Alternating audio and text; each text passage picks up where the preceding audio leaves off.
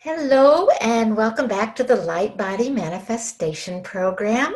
This is our 28th meeting. I am Mercedes Kirkle, the facilitator for this program, and really glad to be back with everybody. So, we are nearing the end. This is our next to last formal meeting of our group, so I'm feeling it. And we actually have quite a bit of material I'd like to cover today. So I do want to start out with celebrations and mornings, but I would like them to be on the shorter side, and kind of, if there's anything really big or new that you want to share, then please do, and otherwise we'll move on. So let me get the slides here and start with these.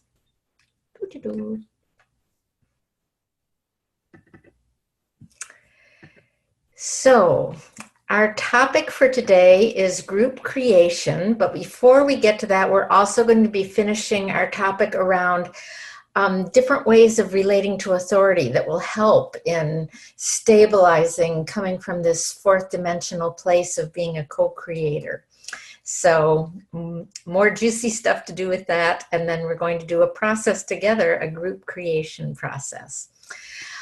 So that's our topics for today. And as far as celebrations and mornings, just a review of what we've most currently been focusing on. We started talking last week about shifting, how we relate to authority. And that was one of the practice assignments for the week, was to observe anything you notice about your tendency, or what you notice about your relationship to authority or authority in general. And then continuing with our 4D creation process and our Merkaba meditation. So celebrations and mornings, sharing anything relative to those areas in particular, or anything else that came up for you relative to the course material during the week. So I'm going to back out of our slides here and get back to our big screen. And what came up for people this week that you'd like to share? I'll go. Hi, I missed you guys the past couple weeks. Michelle, you're a little soft. Can you turn your volume up? Okay, I'll come back. I'll get headphones. Oh, okay.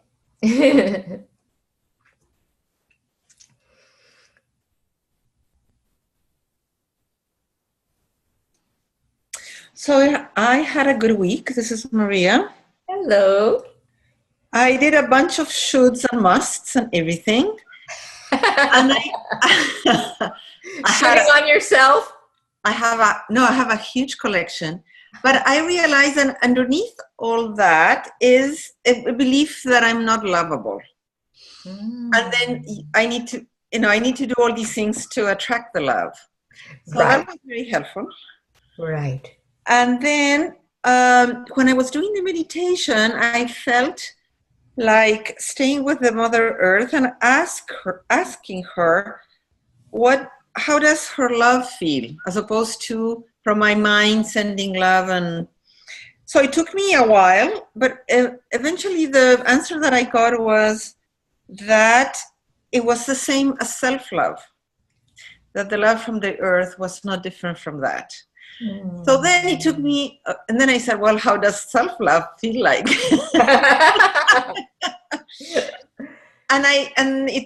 Again, I had forgotten, but I have remembered, and then I remember that I had thought it before. I feel self-love in the sacred temple of the heart, and in the sacred chamber of the heart. And the other thing is that before I had made the connection that Mother Earth was a place that I felt safe. So I said, well, where do I myself feel safe? And yes, and I had written before, and I do, when I really take the time, I do feel safe in the sacred temple. So that was a really nice connection, and I was really happy about it. Oh, that's so beautiful. Thank you so much. And that realization of that place of love being self-love is very connected into the 4D consciousness. Okay. Because we're really coming to our place of empowerment within ourselves as we make this shift. And yeah, and also feeling secure in myself was really powerful because, you know, fear is a very controlling emotion. So I had not, that connection I hadn't made at all, that I can be secure in myself, that I needed security from outside. yes, and that to me is very related to your first thing that you shared about all of the shoulds and where that comes down to of not feeling worthy.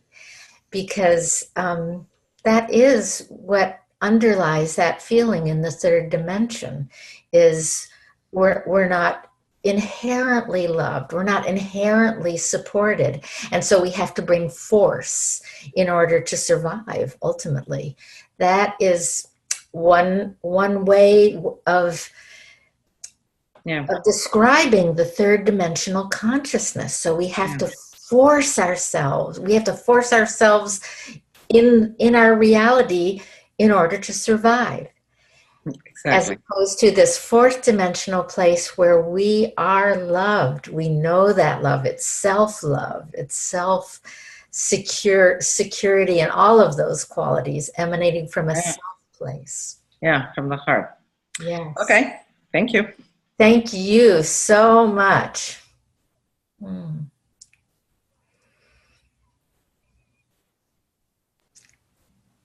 Hi, can you hear me now? How are you? Great, how are you? I'm good. I missed you guys. So I have a question, and I don't know what's going on. When I was doing the meditation recently, like before when I would do it, I would really be able to feel everything in my body, from like the serpents to the angel wings, and like it would be a real feeling in my body. And then this week, it was almost like, I don't know how to explain it. It was almost like my body was like too tired to like have all that feeling or something. And it kind of like closed down a little bit. And I was just wondering, does that happen sometimes? Like, I felt like so much was opening up. And then for some reason this week, I wasn't really feeling it. Today I did do it outside sitting on the earth, and I could feel it more because I was trying to. It was almost like just this feeling, like my body was like talking to me. It's like, I'm so tired. Mm-hmm.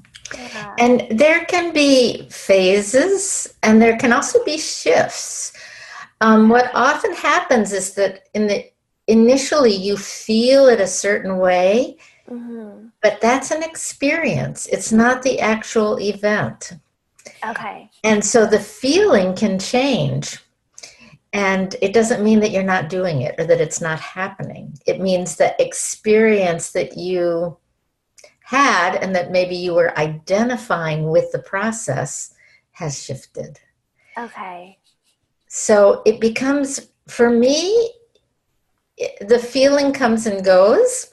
But it's more like there's an inner knowingness where I just know that the connection is there, that it's happening. Okay. I felt that once I got into the Merkaba, then I knew I was in there, and so, okay, that makes sense then. Yes. Okay. So the experiences can come and go, but also it's a common thing with spiritual experiences that when you open up in a new way, that it's often accompanied with oftentimes a significant experience. Okay. And this is where the teachers say, don't get attached to the experience, because the experience isn't the thing. Okay, that makes sense. Okay, thank you. Okay. Yeah, sure. Yeah, so I guess that's all. I did have one authority thing, which was interesting, come up. Yeah. Because this is definitely a big thing in my life, this authority thing. And it was interesting. It just happened yesterday that I realized that a woman I work for, I'm supposed to do a retreat with her. And I realized that I scheduled a retreat that overlapped when I was supposed to work with her. And as soon as I saw it, I was like, oh my gosh, she's going to be so mad. Like, she's going to, like, I'm going to be fired. Like, all this stuff. Like, I'm wrong. I'm bad. How could I do this? And it was really interesting because I caught myself in it. And, like, my inner masculine kind of stepped in and was like, there's always a solution. And I was like, okay. So I seriously, like, got down in front of my altar and, like, prayed and calmed myself down and, you know, wrote like just a text to this woman. And I didn't hear back from her last night. And I kind of was just like kept in that prayer mode. And then today she wrote me back and she was just like, love, I so understand. Like, I've done things like this before. Like, we'll figure it out. And then it was like, everything kind of fell into place, that it just worked out perfectly. And I thought it was interesting because it was like an experience of like a shift of authority. Like, she wasn't like, you're wrong, how could you do that? She's like, let's, you know, like, I understand. And so I just wanted to share that because that was interesting, how I kind of went into the old, came back to the, you know, kind of like more the fourth dimension, and then it just worked out perfectly. Beautiful. Thank you.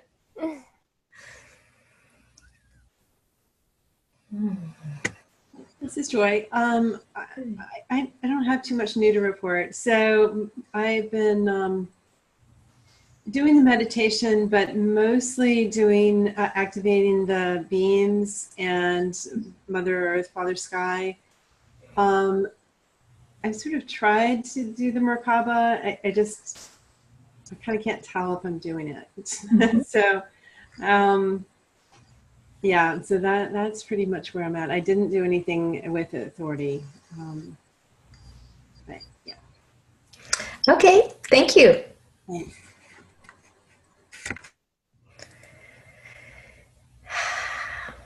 And Rajinder, hi. We're doing our check-ins, celebrations, and mornings, especially around continuing with the creation process, the Merkaba meditation, and also anything you may have noticed in relationship to authority during the week. Okay. I did the, from last time, put the, into the Merkaba that I wanted the Merkaba to keep me grounded. So I've been feeling a little better. So that's good. Let's see. I, uncovered some issues that kind of came up last time, and I did some mourning with that. And that was good. Then I put the creation about selling my house into the Merkaba, so we'll see. A time and like the minimum amount I'd take, right? And this thing with authority, I have been a rebel my whole life. So Maria was talking a little bit about the shoulds and can'ts and that kind of thing. So that would probably be my orientation to this exercise.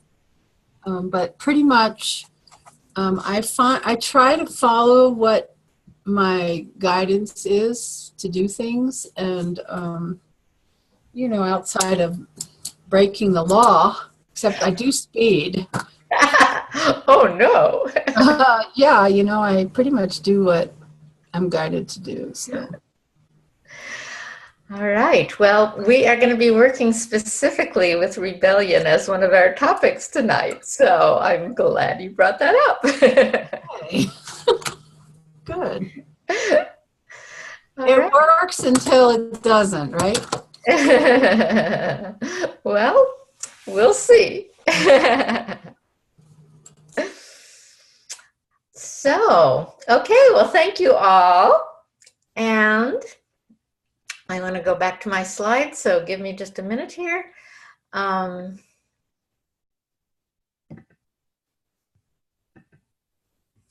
right. Oh, so I did want to ask if there are any new Merkaba programs. I didn't hear anybody mention about that. Did anybody have any new ones that we didn't discuss that they added in as something that they wanted to program their Merkaba with?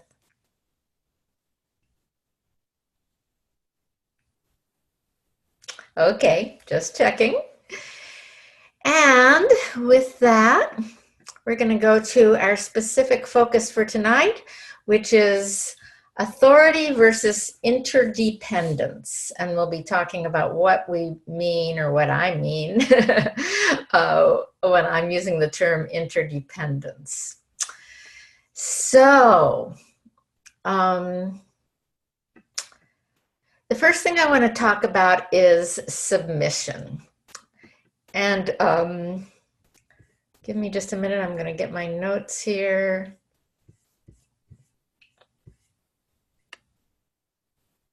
All right. That fundamentally, the way that I'm using the word submission is obedience to outer authority. So this is where you feel like you have to, or you should, those kinds of messages. That's internalized submission. And then sometimes there's externalized submission, where you're actually either overtly telling yourself those things, or you're hearing others tell you that those things, you know, that you have to or you should. And that's the disposition of submitting. And Marshall Rosenberg, who was famous for coming up with pithy one-liners, used to say, submission turns us into nice dead people. Because we're not acting on our life. We're not acting on our own inner authority. We're giving away our power to someone else, someone external. And a lot of 3D is based on submission. It's one of the one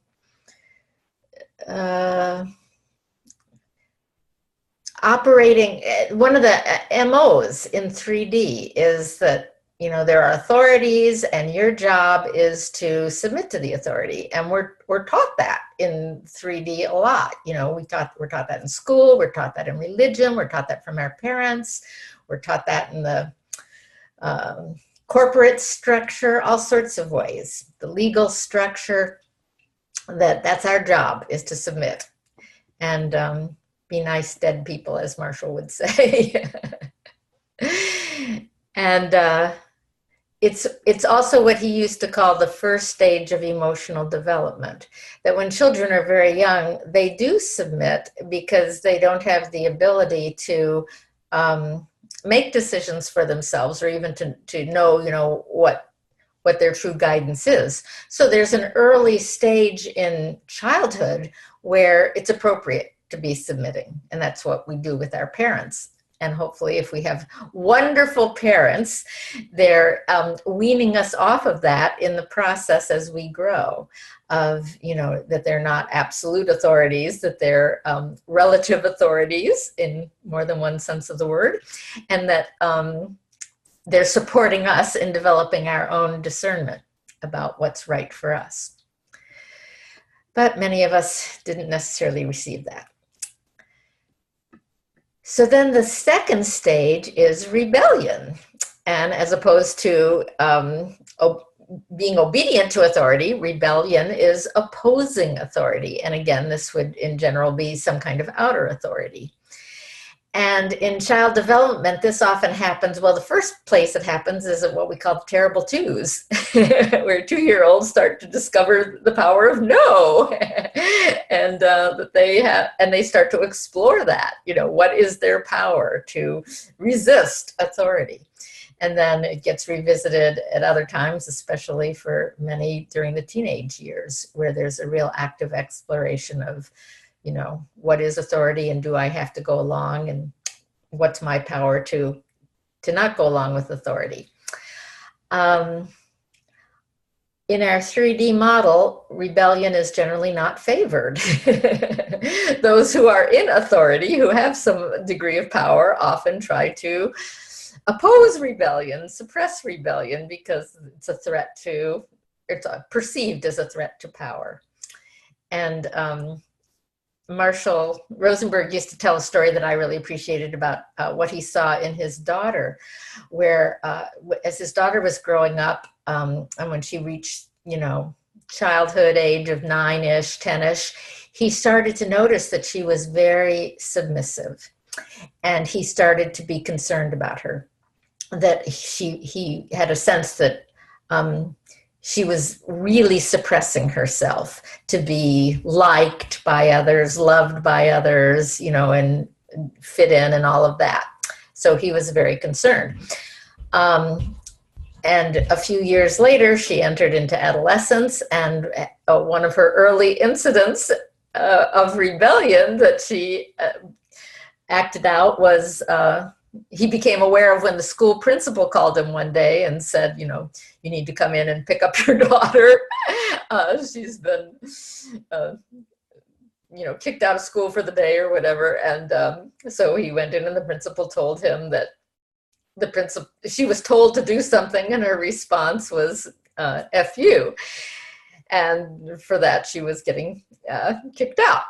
Well, Marshall celebrated, because he said this was very reassuring to him that she wasn't stuck in this early stage of submission, and that it's actually, from his point of view, he sees it as a natural growth process to go through these stages, and he was relieved that she was exploring, finding her own point of view and not submitting.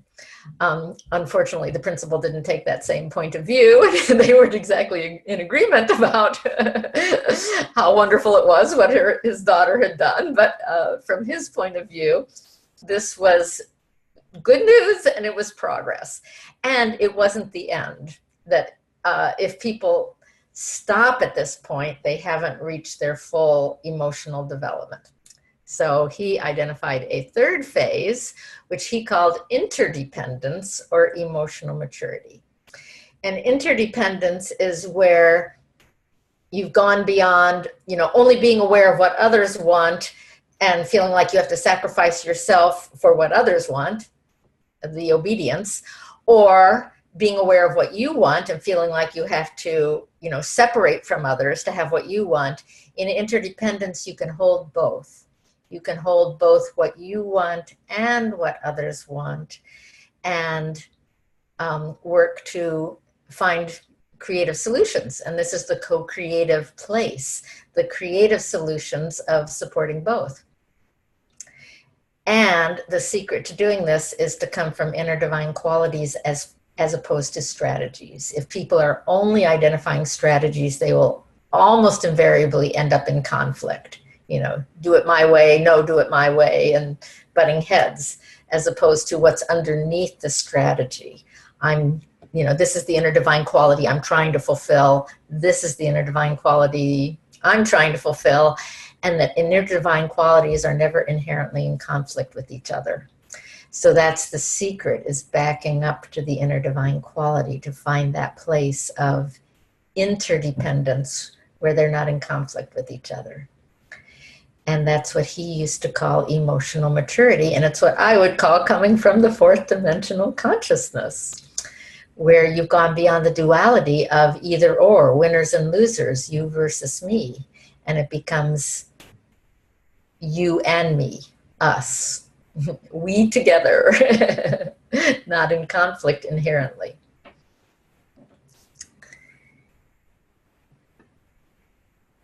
And out of this, the fourth corollary here is that no one can ever control you if you take that fourth dimensional place. This is not to say that no one can ever affect you. If no one is affecting you, you're probably in that place of rebellion, of isolating and separating. We are affected, but we do not have to be controlled. And to be more clear, what I would say is that by control, it means others can't take your power away. You are inherently empowered. And that domination authority only works if you agree to give your power to the external authority. And if you don't give your power away, you maintain it. But part of the 4D consciousness is to just even know that, to just have that awareness and have that understanding that you are always in choice about maintaining your power. And the way that you do that is by staying in your heart and hopefully supporting that with the inner divine qualities. For example, Michelle, when you were giving that example about losing your power in that situation where all your fear came up, you made that, conflict in schedule, that had you been able to stay connected to your inner divine qualities, it might have really supported you. That I'm imagining that you were needing your inner divine qualities, what you were needing, and that was to be understood and probably accepted. And then ultimately cooperation, to work together, to work something out. Does that seem right? And I'm also guessing, had you thought about the person that you were imagining resolving this with, what their inner divine qualities were in that situation, or what you were thinking their inner divine qualities were. Can you guess, Michelle? And you need to be unmuted. Yeah. So are we saying her inner divine qualities, what I was thinking they were? Yes. When I was panicked or calm? Yes. When you were panicked, if you had thought of, well, what am I thinking her inner divine qualities are here, other than just, she's the right person and I did the wrong thing, or I didn't follow the rules or whatever. Yeah, I mean, I think for her inner divine quality, I feel like it was like assistance and help. Like I felt like she needed my help there. Okay. And she might have needed reliability, that you were going to be reliable. Mm-hmm. Yeah, and that came up, like integrity, that I said I would be there, and yeah, for sure. Yeah. Mm-hmm. So the interdependence goes into holding both, that you were imagining in that situation, was needing reliability, integrity, support, and you were needing understanding, acceptance, and some kind of mutuality, cooperation around finding a different resolution. Yes. Mm-hmm. Yeah. And that's one way of accessing this staying in your power, where, okay, that for me, that makes a huge difference when I go into that terrain, and that's a shift for me from the terrain of right, wrong, should, shouldn't, that kind of thing. Oh, it's about inner divine qualities, and these are both of the inner divine qualities, and how do I hold both? And for me, then I shift into this freedom and ability of becoming co-creative. So just using that as an example, and thank you. So, any questions about what I just brought up before we go on?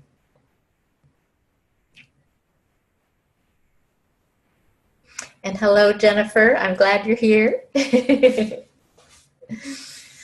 Okay, so what I want to do, I want to look at two particular areas and do a little practice with this, where especially we can shift into this position of interdependence and co-creativity. And I think this might help clarify that, because these are two big areas that oftentimes we lose our 4D consciousness. So the first one, I'm going to change slides here.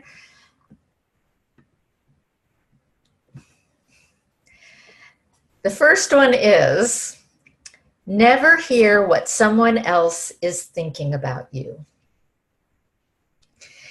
And I really enjoyed this picture of someone pointing the finger and imagining what might have been coming out of their mouth as a stimulus for how it might feel when we're hearing others' thoughts about us that we're not enjoying. And this was one of Marshall's recommendations that I heard him say on a number of occasions. Never hear what someone else is thinking about you. He used to say, you'll live longer. And he would instead say, and what it basically boiled down to is don't hear someone's judgments. You may not even want to hear someone's thoughts at all. Hear the feelings and the inner divine qualities instead. So do you remember in the Magdalene Heart Path course where we did that practice with the 4 ways of hearing things? That's what this is talking about. And that one way was to hear that, that the other person was right or wrong. You know, whatever they say to come back with, no, you're right or wrong. One way was to internalize it, they're right, I'm wrong. So those are the 2 that are staying within the 3D model of right, wrong. Or to shift into the 4D model. And the 4D model is, this is what my feelings and my inner divine qualities are when I hear that. Or this is what I'm guessing that person's feelings and inner divine qualities are that are causing them to make this statement. So instead of hearing it being about me, you're hearing it be about them. That this statement is fundamentally about them and affecting you, bringing up feelings and inner divine qualities as opposed to rightness or wrongness. So we did a little exercise back then about a button pushing statement and then hearing it a different way, the 4 different ways we might hear it. So I want to do a little review with that right now. And I'm going to ask for an example. If someone can come up with a button pushing statement that you might have heard or that you just know in general that pushes your buttons if you hear something like that. And it's oftentimes, blaming you or labeling you as doing it right or wrong. You shouldn't, you must, you can't do that. Or something's the matter with you, you're too this, you're not enough that. Those kinds of statements. So can someone think of one right now that we could use as an example?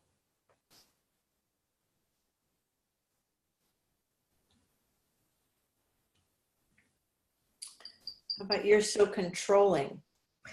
Oh yes, and that one is near and dear to my heart. I get that one sometimes. I have heard this in my life. This is why that one is near and dear to my heart. So, you're so controlling or you're too controlling? Which one?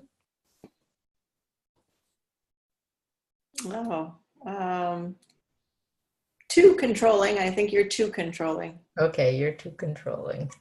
So I am going to say this to you, Jennifer. Okay. And I want you to first go inside to your inner divine, your feelings and inner divine qualities. So you self-connect with your own heart first, what's going on for you. You're too controlling.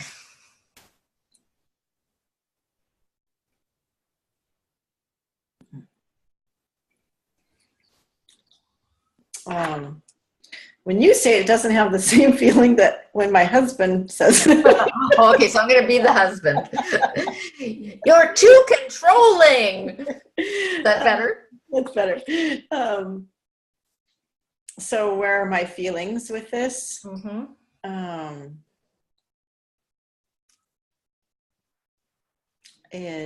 I feel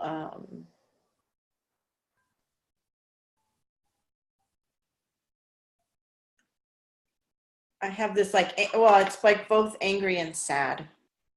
So let's take them one at a time. Which one feels stronger?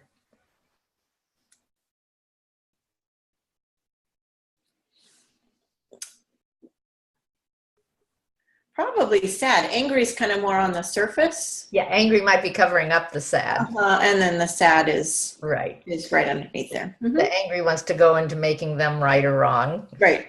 And underneath that is the sad. Okay, so let's go to the sad.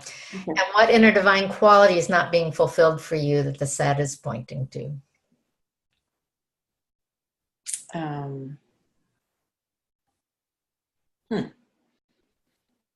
This is good practice. Let's see. It's been a while since we've done this. Yes.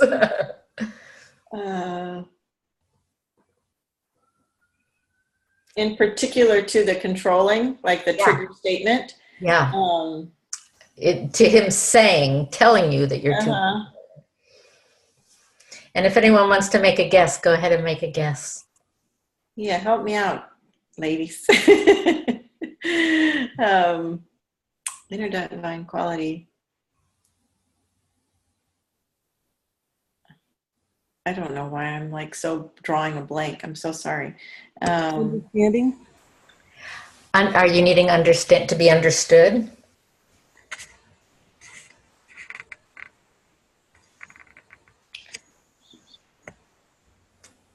So that looks like a no. If you have to think that hard about it, I would say no. It doesn't pop up right as a yes. Okay. But there's probably some truth to it, the understanding. Okay. I don't think it's the form. Does it point you in another direction that feels more accurate?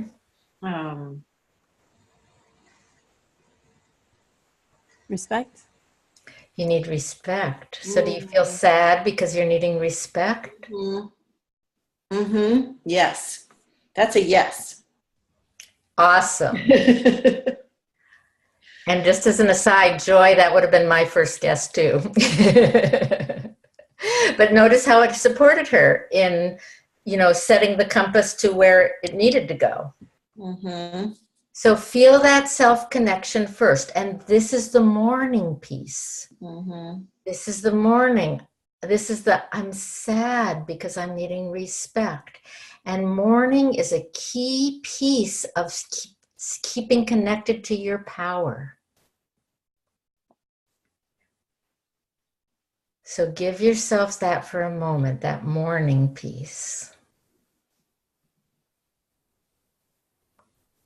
And where that will lead you when you're ready is there will be new energy that will open up and you'll have free attention for, well, what's going on with the other person that led them to say that?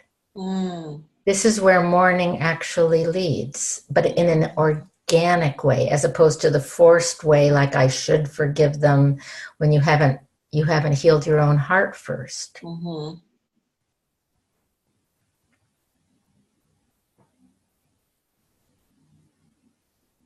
So we might be going a little bit faster here than you would tend to go on your own. I was just thinking, or I was actually feeling, but it's pretty sad. This is actually a pretty big trigger now that we're here. Yes. And I'm truly. Yes. And when that's the case, oftentimes it's connected to other events, other messages you've received earlier in your life. There's often lots that hasn't been mourned.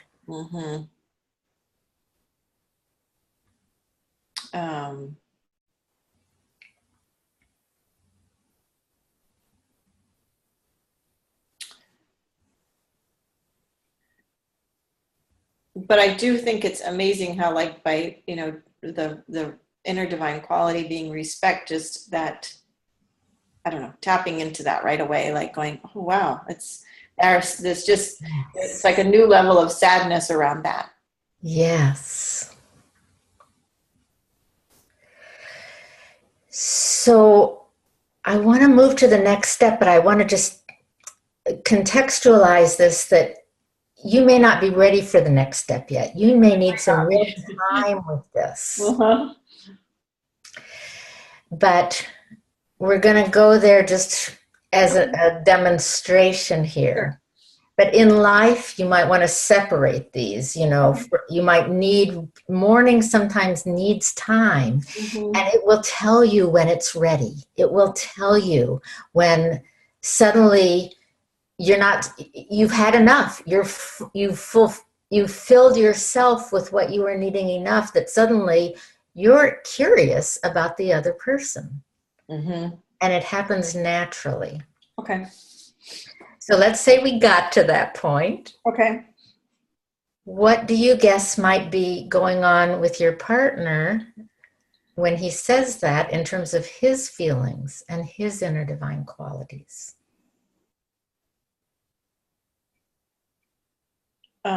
Like his sense of freedom. So what's his feeling? The feeling. I'm thinking it could also be respect. That would be his inner divine quality. Oh, okay. His feeling would be, well, it's probably the same like anger, sad, at the same kind of angry and sad. Or it could be fear. Could be like, I don't know what it is, only you know, and ultimately only he would know. I'm just trying to think like it's usually he's mad about the controlling of something, like this emotion of anger comes off, but yeah. But that's covering up another I one. really do think in the end it's covering up his sadness as well. Okay. And what do you think that sadness is connected to? What inner divine quality is not getting fulfilled for him that the sadness is pointing to? What did I say? Oh, like him, like a lack of, like a freedom, like a need for Freedom. freedom. Autonomy. Mm-hmm. Yeah. Yeah. So now let's go into that interdependent place of holding both. His need for freedom, your need for respect.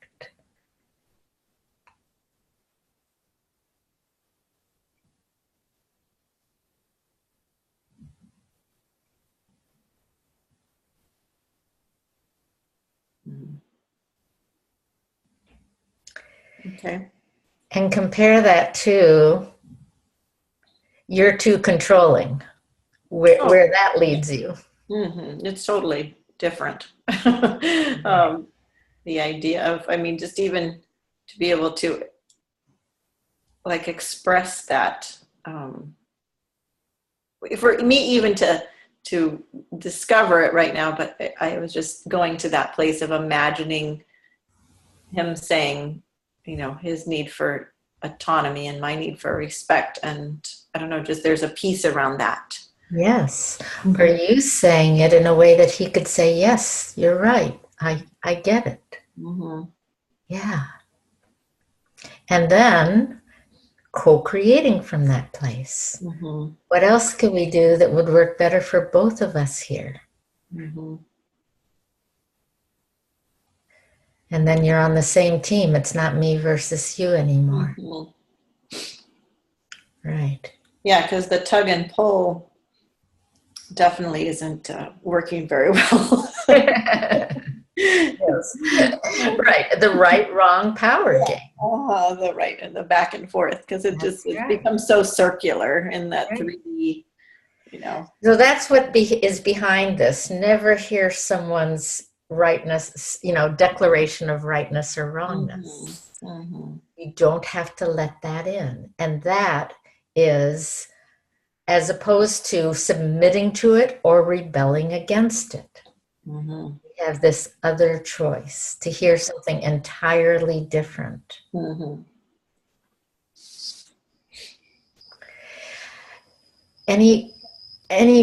Anything anybody would like to say in witnessing that process, or any questions about that and about this first tool to go beyond conventional authority and relating to its authority through either submission or rebellion, this tool of never hearing rightness and wrongness, never hear what someone else is thinking about you.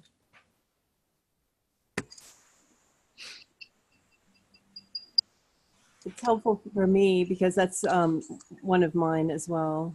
Yeah, so I think I have different inner divine qualities, but I think that the other person probably had the same one that Jennifer's partner. You mean that when you hear this statement, different inner divine qualities come up for you. Right. Yeah. Mm-hmm. Generally, for the other person, I'm imagining it's probably the same one: autonomy and freedom. Right. For me, it's very much about being seen and understood. Yeah, I think me too. Mm-hmm. Yeah. But for me, it also works to add what IDQ I am trying to fulfill by having this attitude that can be interpreted as controlling. Yeah. Mm-hmm. Yes. Mm-hmm. Yes. And that's another avenue that can be very valuable. Okay. So I do that step before going to the other's feelings. Uh-huh. Yeah. Yeah. And I would still start with mourning, any mourning that comes up about, what was said, but then looking at, what was I trying to fulfill by what I did here? Yeah. That they're calling controlling. Yes. Yes. Thank you. I very much agree with that. Any other comments, questions about this process that we went through?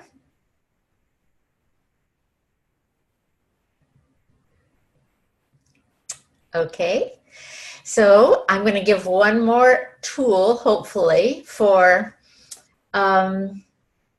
working in a 4D way as opposed to the giving our power away to external authority through submission or rebellion.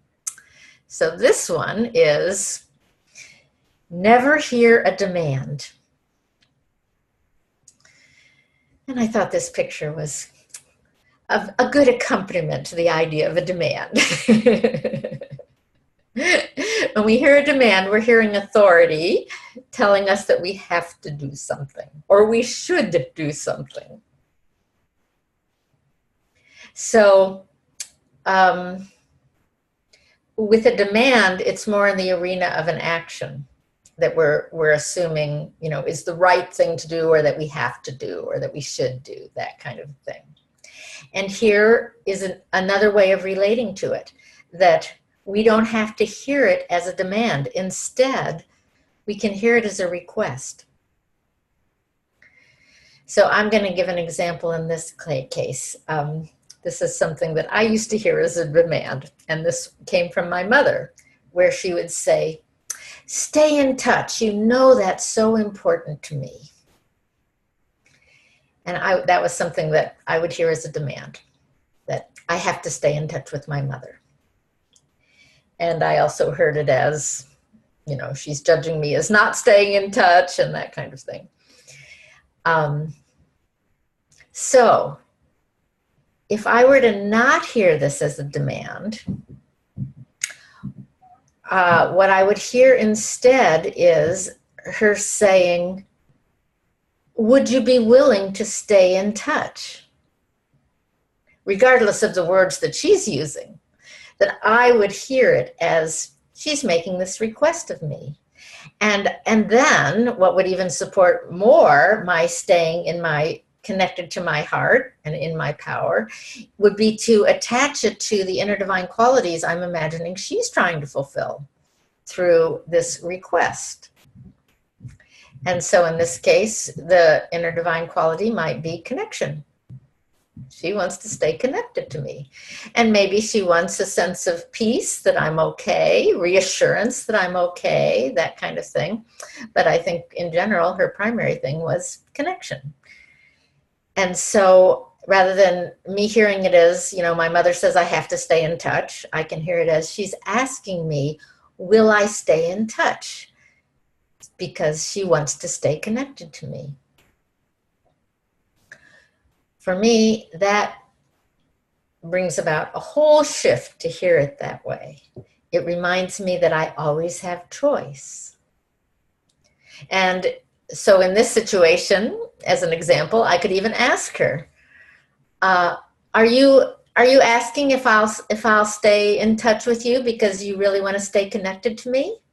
I could ask her. And then it brings it into us, into the realm of consciousness. Instead of just me thinking it, I can find out, and have it be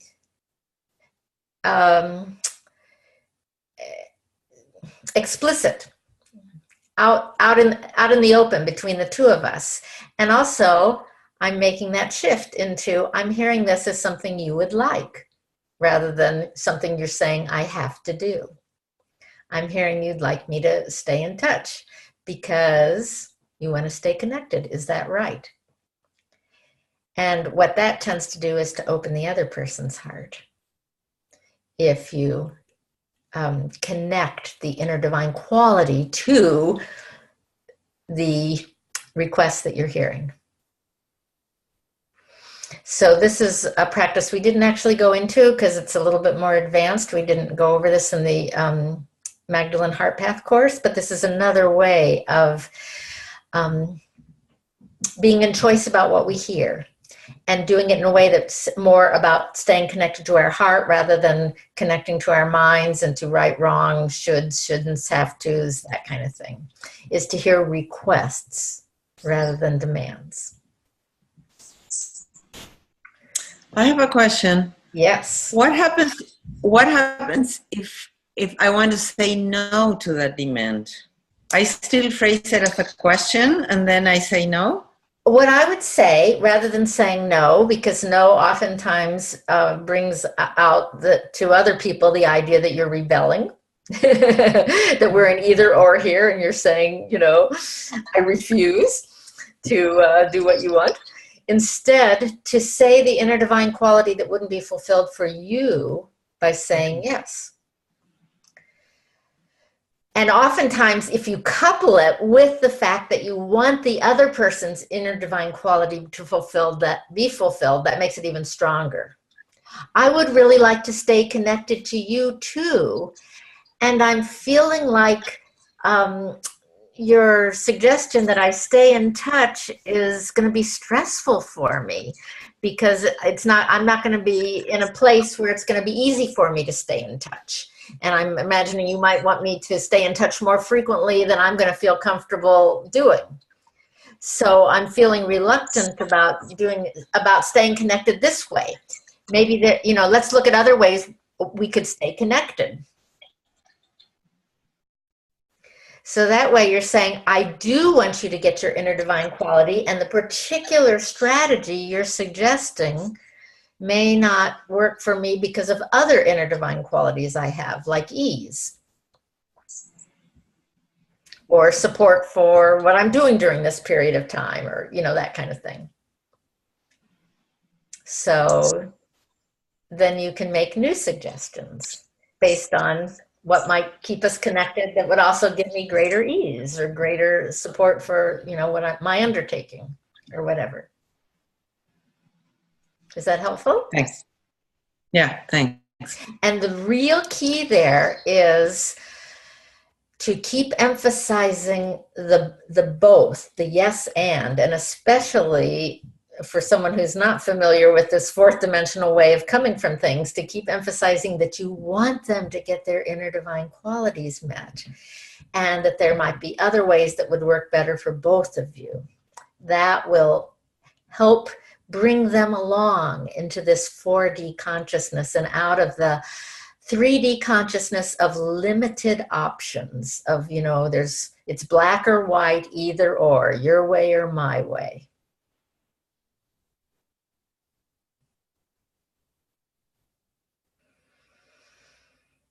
Any other questions or comments about this?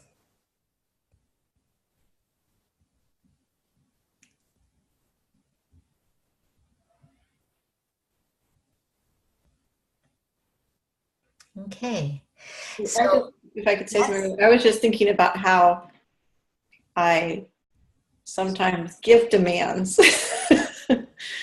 You give demands. Give demands. Yes. Can you give an example of a demand you might give that you're willing to share? Well, I was thinking of your example in that I do that with my son, my oldest son. Yes. And that was where I was like, oh, I do that. And we're maybe, so that just helped me. Your example was helping me, I think. Yes. So you can do the reverse. And in that case, I would lead with your inner divine quality. Mm-hmm. So lead with what's most important for them to get is that you want to stay connected. Mm-hmm. And you can even say, you know, would it work for you to do this? Mm-hmm. And there you're implicitly suggesting, I want to stay connected and I want to do it in a way that works for you too. Right. Yeah, big difference. Uh-huh. Big difference than you have to, or you better, or else. Yes. Thanks. Yes.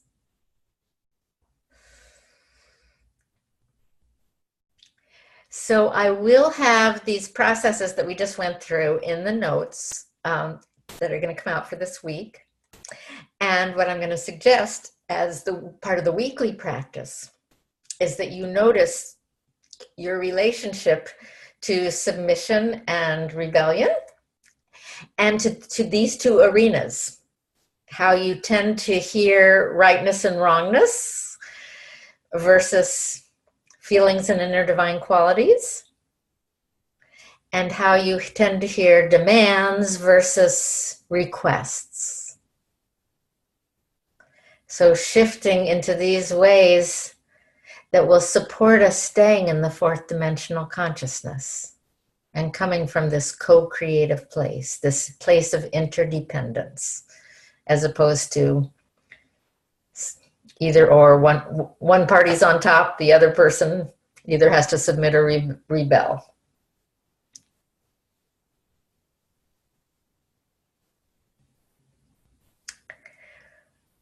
Okay. Any last questions, comments before we shift directions here?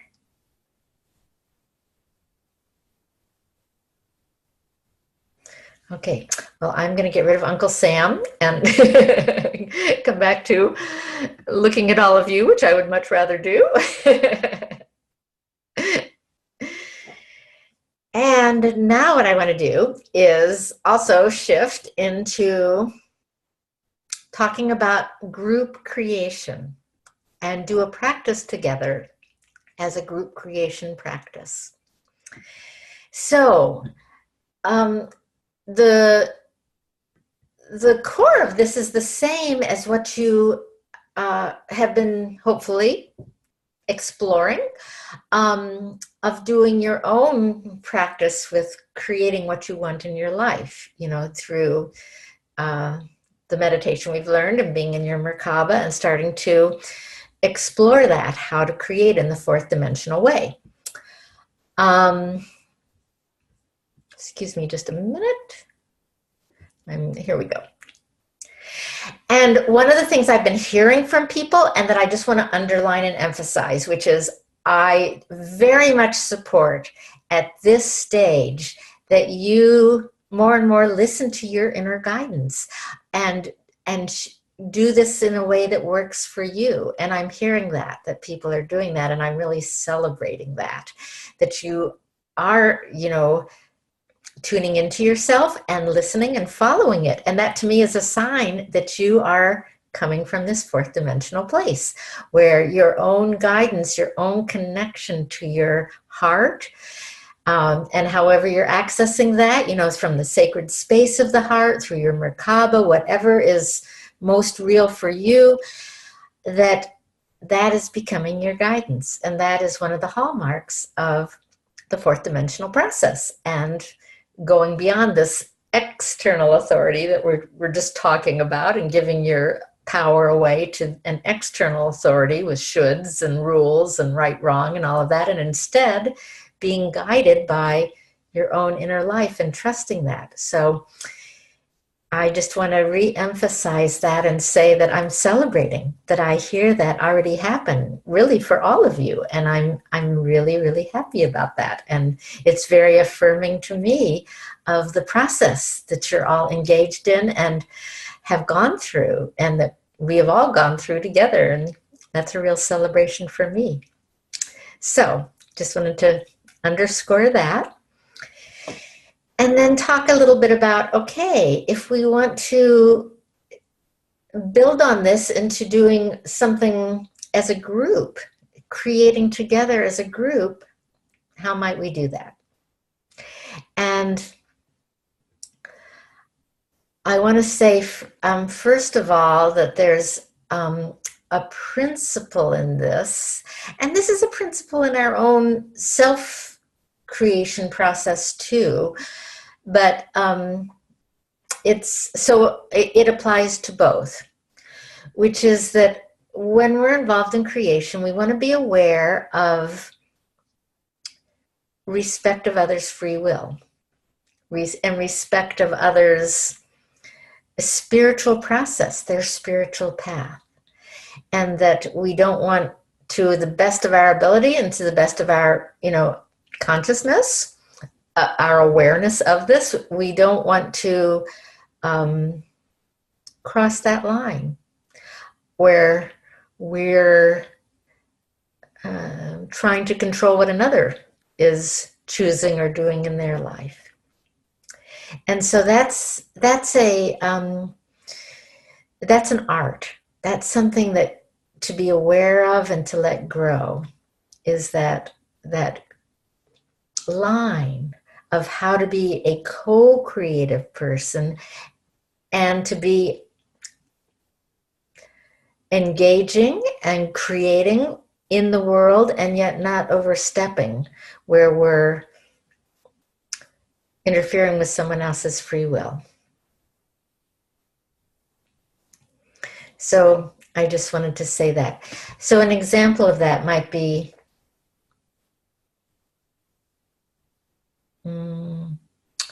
if you wanted to do a healing with someone, have healing for someone, that I would highly recommend that you ask them. Ask their permission. Would they like you to do this healing? If they're in a state where they're not capable of being asked for, it's not possible for one reason or another, ask their higher self through your higher self. But that's an example of just being really, don't just assume, I should do this healing because I know it would be good for this person. It would help them. It would be a contribution. That's your inner divine quality. It might fulfill your inner divine quality of contributing or supporting the other one. But to be really, really cautious, careful, aware, that what's their choice in this for it to really be a co-creation. So that's one thing I wanted to point out. And then the other thing is relative to how we can engage this together as a group. And in general, when we're doing something as a co-creative process as a group, the times that I would suggest that is when we're looking at something that might be a bigger thing that we're trying to create, or a bigger situation that we're addressing. And that's oftentimes the situations where, for me, I think about, it would be wonderful to do this together with others as a group process to empower it even more and make it stronger because of it's a bigger situation. And there's different ways of approaching this. I like to think that when we hear this expression that's attributed to Jesus, Yeshua, that he was talking about the co-creative process when he said, when 2 or 3 are gathered together in my name, I am there in the midst of them. To me, that's what he was talking about. That, it's not just him that can do these miracles, these wonderful things that people were, so moved by, that they called miracles. But he's saying, no, you can too. And the power especially rests when 2 or 3 are gathered together in his name, invoking that power that he was channeling, that he was bringing through. So I like to think of that as one form, one instruction about how to engage this process together that I believe Yeshua was pointing us to. When I studied with Drunvalo Melchizedek, he had a particular way that he recommended doing this.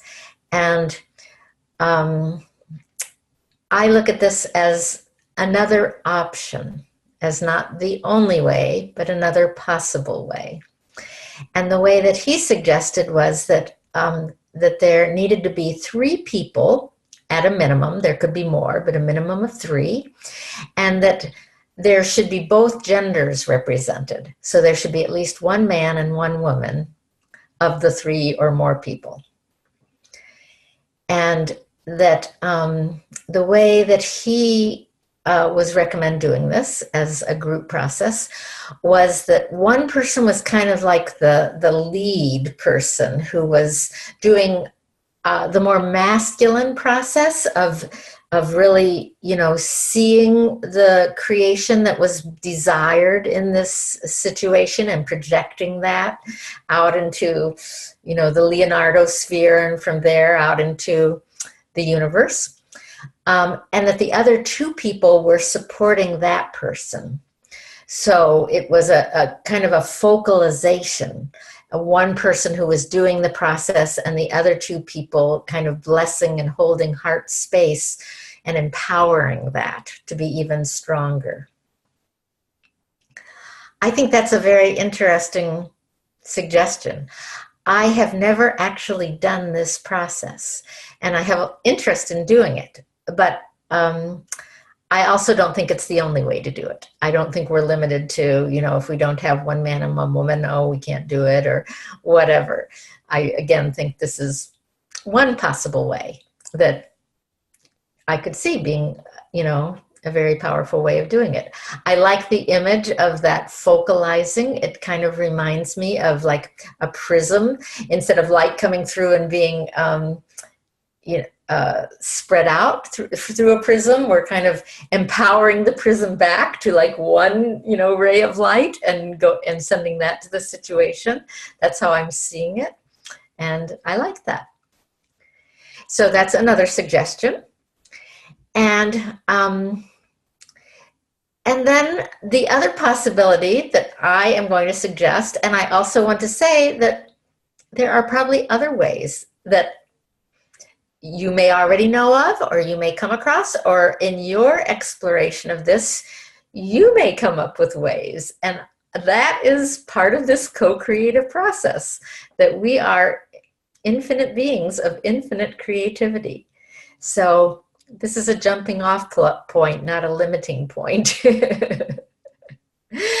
The other way, and the way that I'm really interested in doing tonight, is what I call the co-creative process. And this is where you come together with a group and you decide as a group, how do we want to do this? What feels strongest to us as a process for sharing this together and engaging in group creation together? So that's what I want to suggest that we do tonight. And that's what I would like to facilitate, is a group co-creative process, both in terms of creating how we do it, what we're going to do, and then doing it together.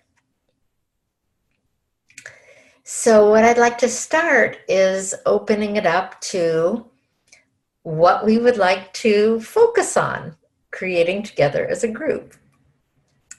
And I have some ideas, some suggestions, but I am very open to other ideas or other suggestions that you may have. And then I want to decide together as a group, how do we feel? Where do we want to go with this?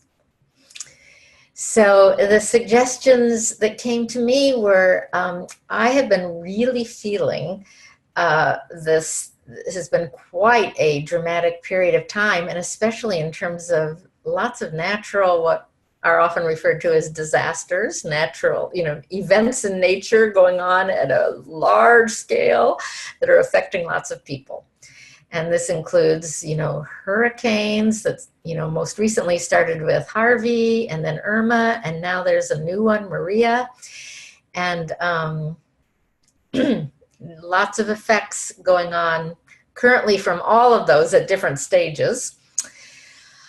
There's earthquakes. Mexico has been hit by 2 earthquakes, with the most recent one being, I think, a couple of days ago, and the death toll is still climbing with that, if you've been listening to the news. And then the wildfires going on in the Northwest US, and I've certainly been touched by that here in Oregon, but I'm hearing that in particular, I have a sense that Montana might be in a particularly somewhat dire circumstance, relative to lots of fires that are still going on there. So my thought was that we might do a group prayer relative to one of these events that we feel particularly connected to, or more than one, all of them, and then we can get more specific from there about exactly how we'd like to do it, what we'd like to make our specific intent be, and that kind of thing. So that was my idea that I came up with. And I'd like to hear, as a beginning place, if anyone else has any other ideas of things going on that's alive for you right now, of, wow, it would be so great to do a group process. And really, to me, this is fundamentally not different than group prayer. We're just doing it in a 4D way. But we have many experiences of this kind of thing, most of us. So if there's anything right now up for you that you feel some energy around, that, wow, it would be great to do a group process, group prayer, group intention for this. Anything anybody would like to offer, or that's coming up for you right now?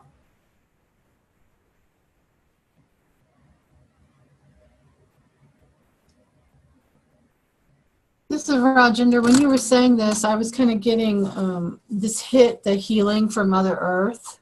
Kind of, it's not just the hurricane, it's not just the earthquake. It's like, the environment or something, a little broader maybe. Mm-hmm. Yeah, me too. That was Joy? Yes. Similar kind of thing coming up for you? Yes. Great. Thank you. Anybody else have anything coming up?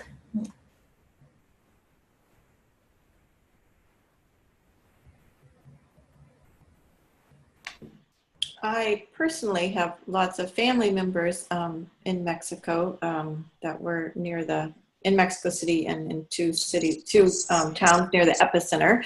And so when you said that, but then there was also the volcano near there had erupted.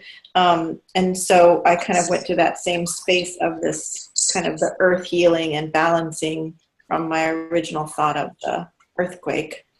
Because they're, I don't know, in the solar flares, and you'll just have, I don't know, there's all this interconnection, I believe, with all of this.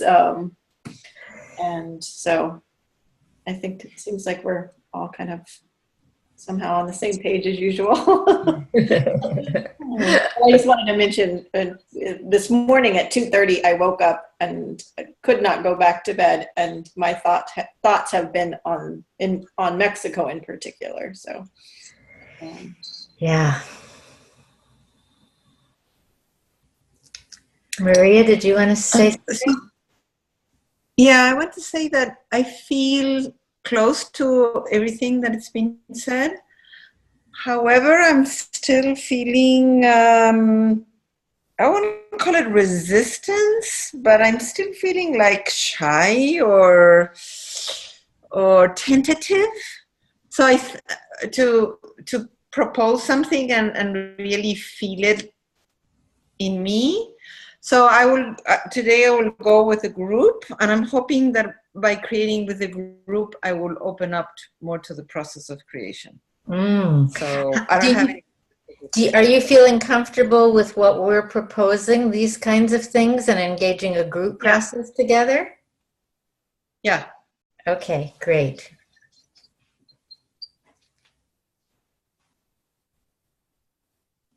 Anyone else have anything You want to add to what's been already said?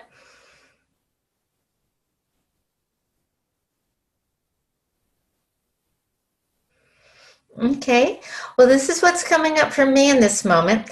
I like expanding this out to healing for Mother Earth.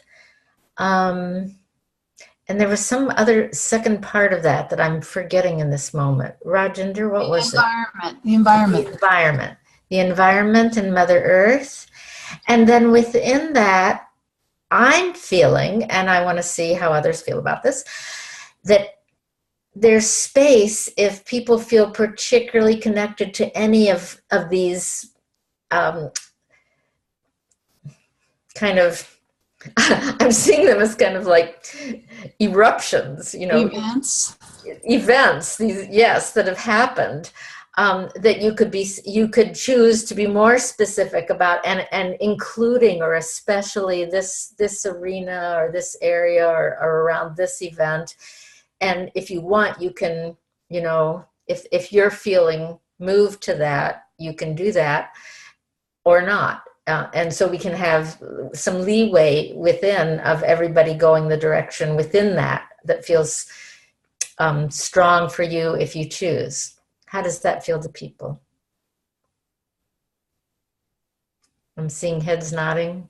Okay. And one of the things that I always recommend including, you know, it's so automatic for me, I don't even think about it most of the time, but it's a really valuable phrase going back to that first thing I said about being aware of everyone's free will and their choice, that if you always include for the highest good of all, that to me, that is including that, you know, if someone through their free will is choosing something else, that is being honored and respected for the highest good of all. So that's a really valuable thing to just pair with these kinds of intentions and creation processes that do tend to involve other people. Okay, so what I'm thinking, if we were all together in physical space, I would want us to all be sitting in circle together. But we can be a virtual circle. And what I'm thinking is that we will set a period of time and go into our Merkaba meditation, each of us on our own. And then from that place, whatever the remainder of the time that we've set, that we will do this intention together. And then when our time is up, I'll let you know. So I have a question. Uh-huh. I really like the idea of holding space for the healing, or whatever. Well, I guess it's healing in this case. Uh-huh. And so I would like to do that. Oh. So kind of like hold space for the group. Right. I feel very fine about you doing that. How do others feel?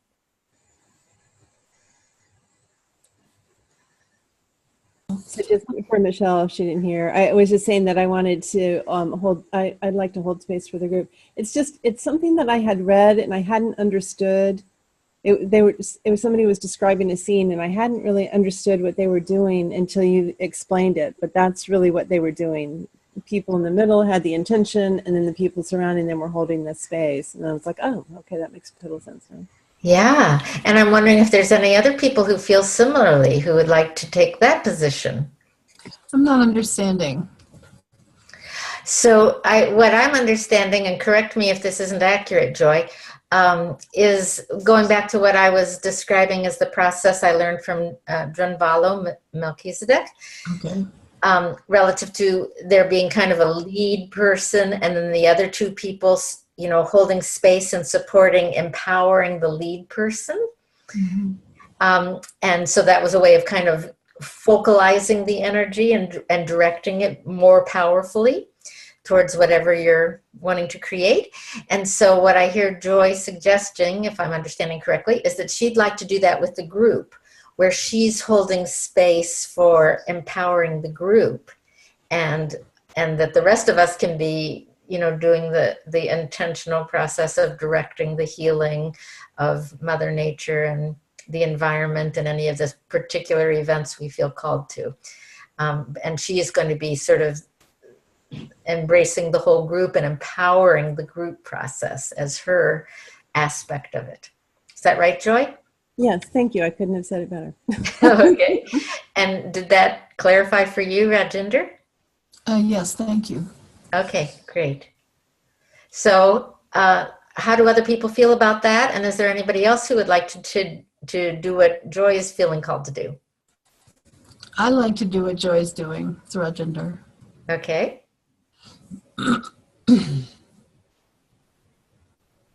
Others?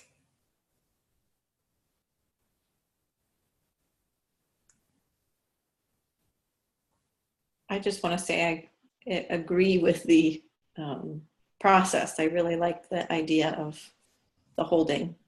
Me too. I like it a lot.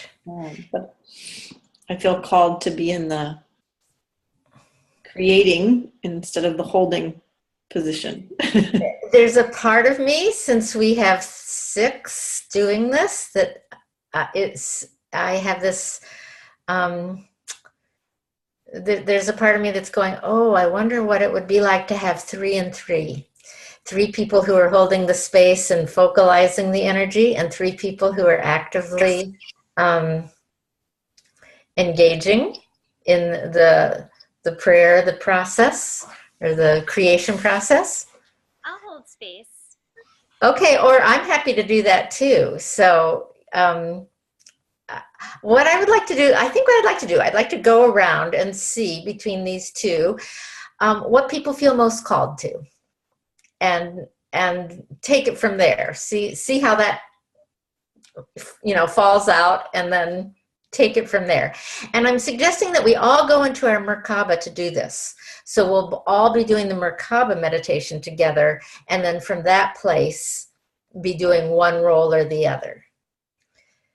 So how about we just go, I don't know what your screen shows, but my screen shows Maria on the left. So Maria, let's start with a poll with you. Do you have a preference for one or the other, or call in this moment for whatever reason?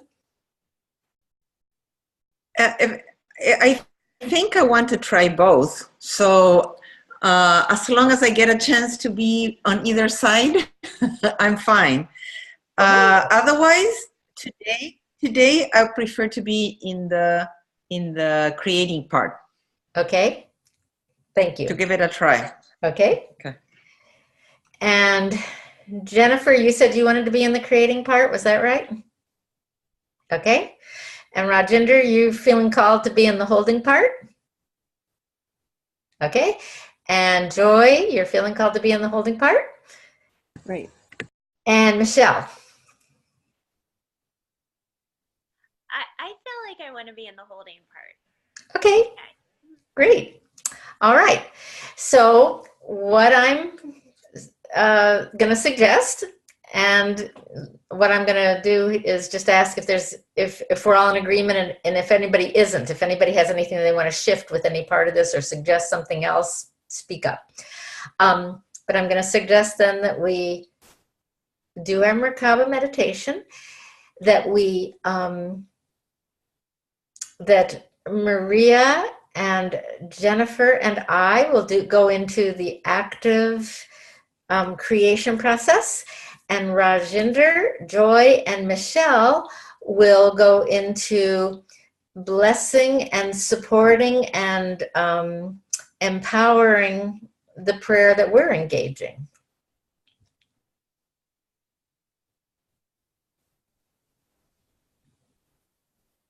Okay, I'm taking that as a yes, that we've come to a place of agreement about this. So relative to timing, we have about 35 minutes left. So I'm thinking, how about if we do this for 20 minutes? How does that feel to people? It's fine. Can we take a break first? I'm fine with that. Okay. 20 minutes work for everybody else? Mhm. Yeah. And did we want to do did you want us to do the mindfold, or you don't think that's necessary? If the mindfold helps you, definitely do the mindfold. If you're feeling like you don't need it, eventually you will all get to a place where you don't need the mindfold anymore. Right. But I don't know where you're at in that process. So whatever feels best to each of you, that's what I would say. Okay. Okay, so let's take a break and come back. And when we're all here again, we'll go into this. Mercedes, I have a meeting that I'm supposed to be in here pretty soon.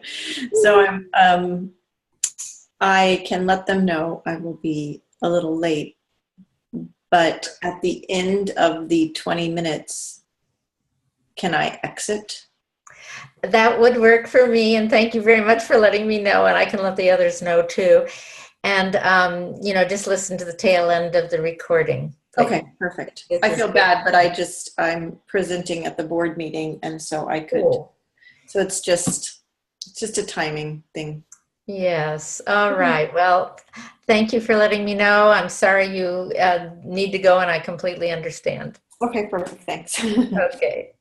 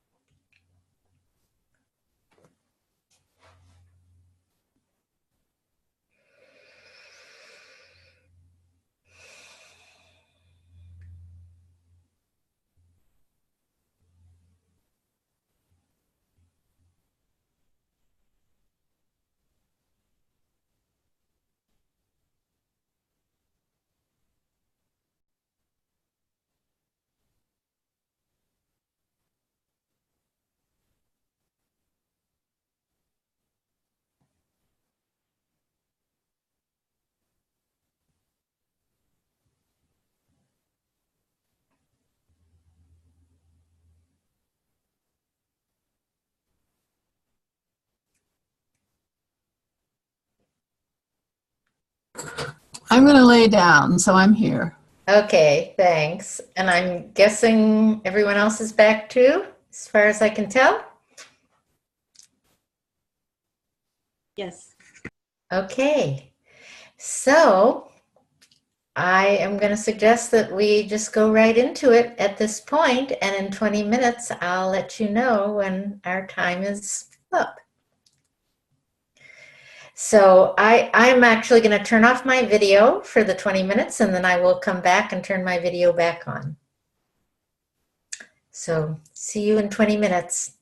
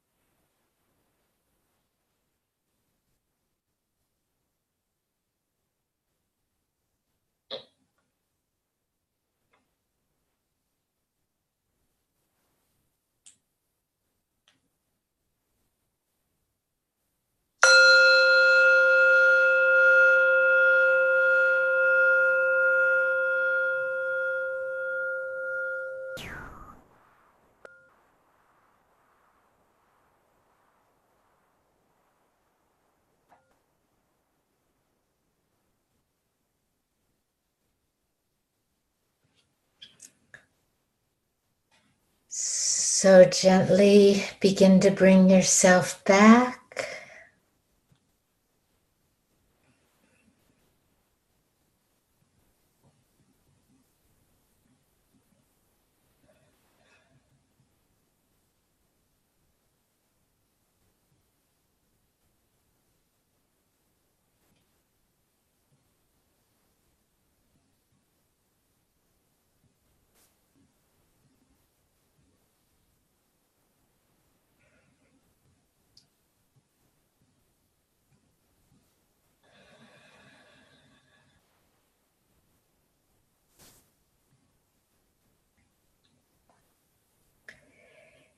Jennifer needed to leave because she had another meeting that was starting a little before the end of our class time. So she has said her goodbyes and we'll be back next week. So I would just like anyone who feels moved to share what you experienced and how that was for you doing that group meditation.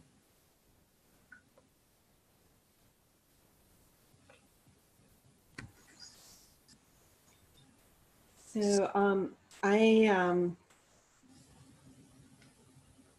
it was interesting. I had a lot of emotion when I went into the heart, into my heart space, and but was really trying to just kind of go through that to because I needed to support the group, and I was really practicing on receiving love from the universe into my heart, and then feeling connected to Michelle and Rajender, sort of holding the circle around the group.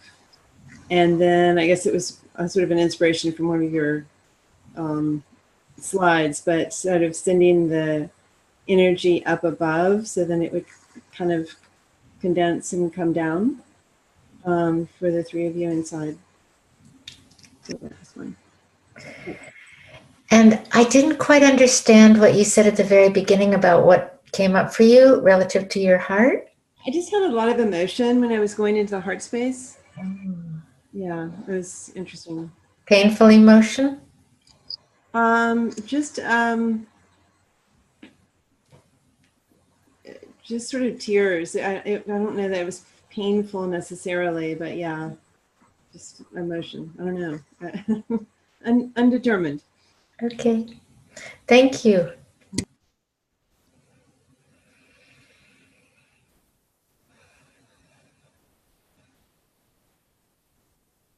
Hi. It was very powerful, and I felt very focused, and like I was holding like part of a trampoline, and you all were sitting in the middle of it. So Joy and Michelle and I were holding this circular thing, and you all were in the middle of it.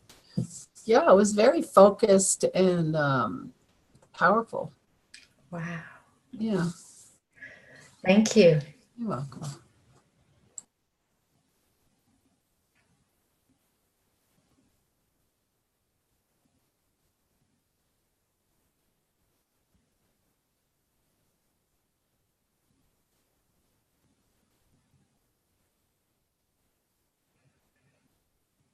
Anyone else want to share what they experienced?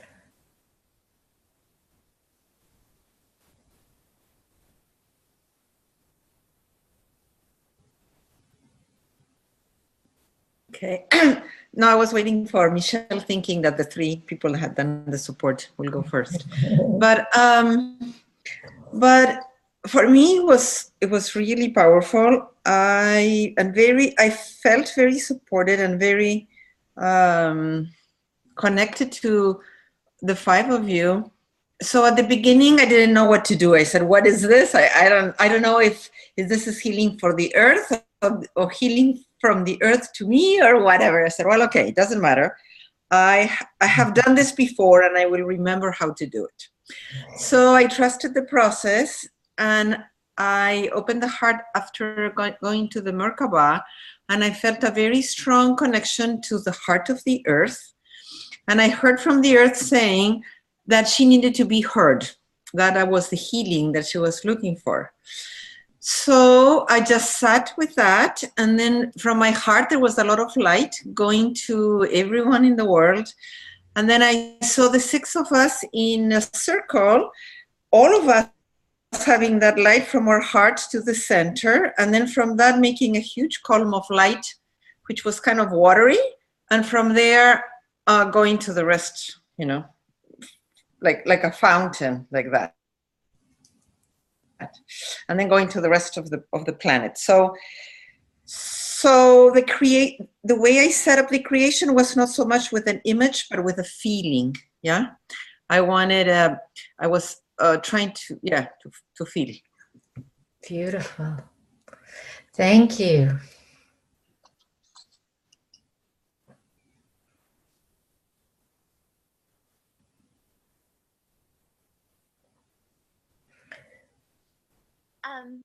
This is interesting.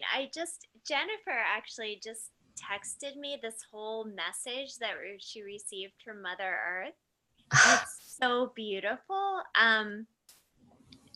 Do you feel like I should share it? Oh, I would love for you to share it, please. Okay, I was like crying.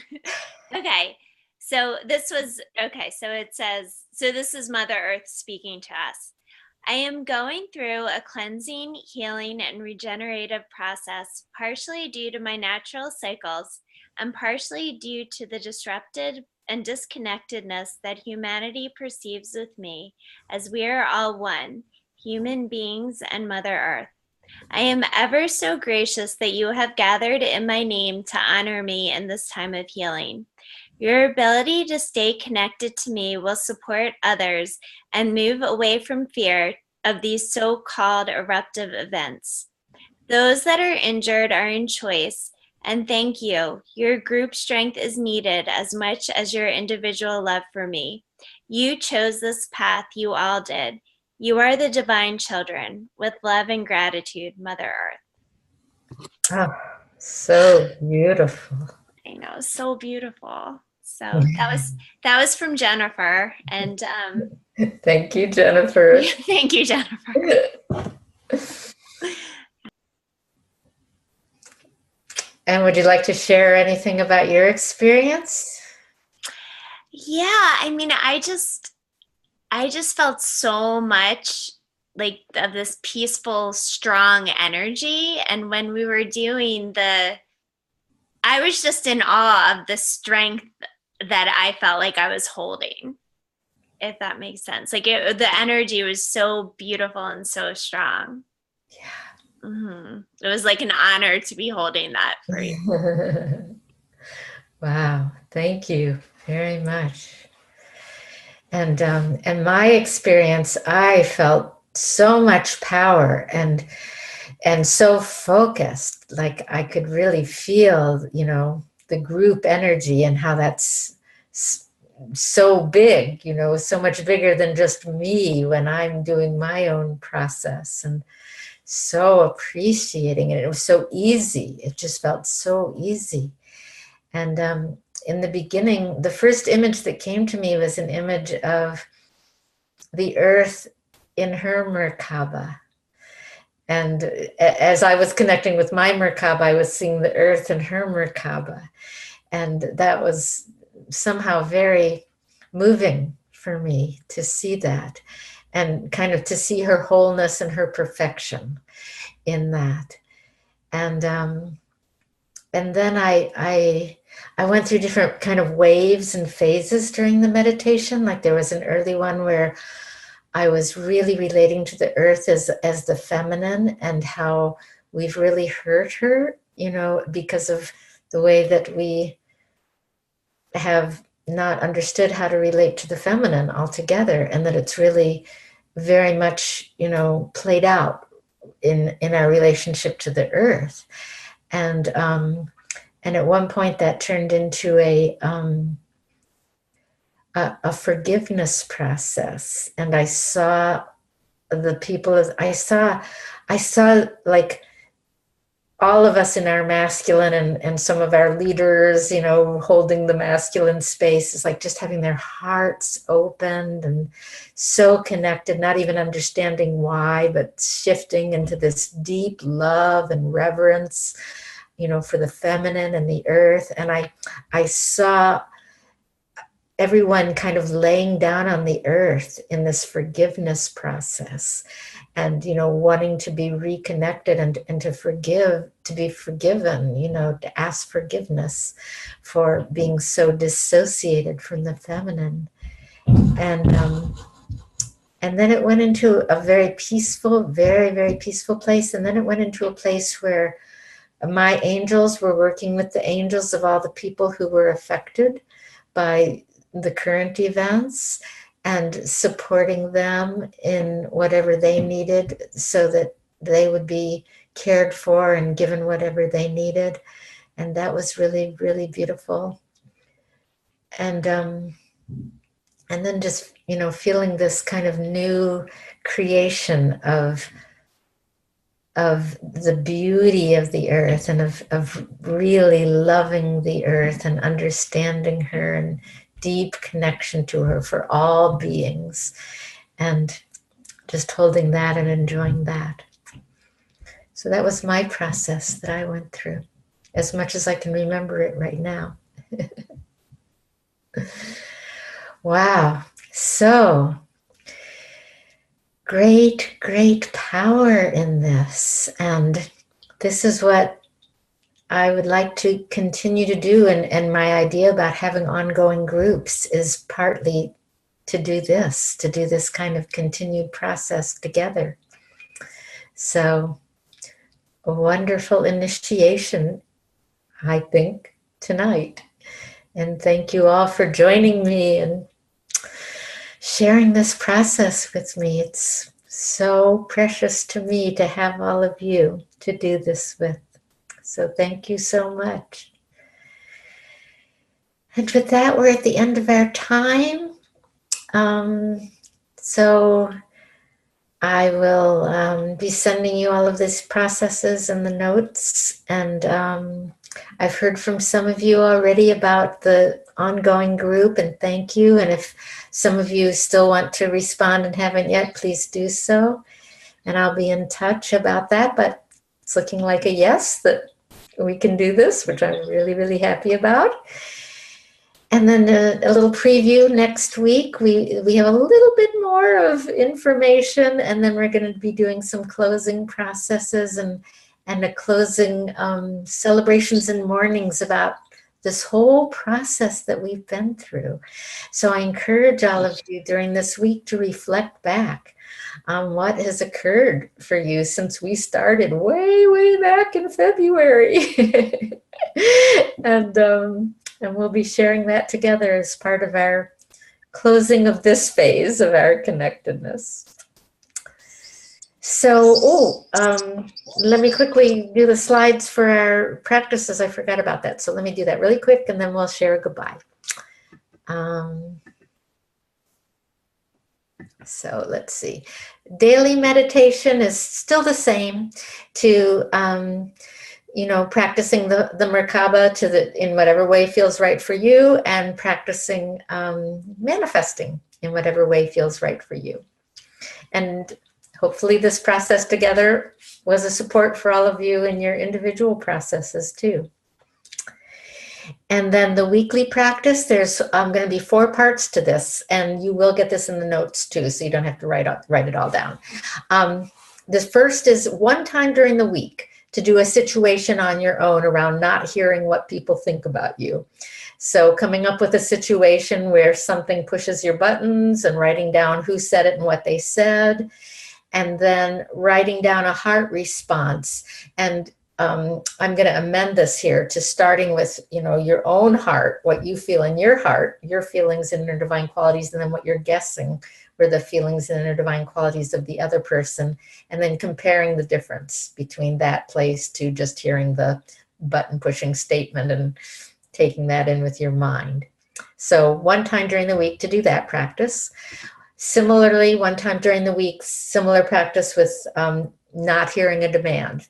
coming up with a situation where somebody tells you you have to do something, and changing that into, what you're guessing, changing that into, I'm hearing that you would like me to do this. You were asking if I would do this because it will fulfill, these inner divine qualities.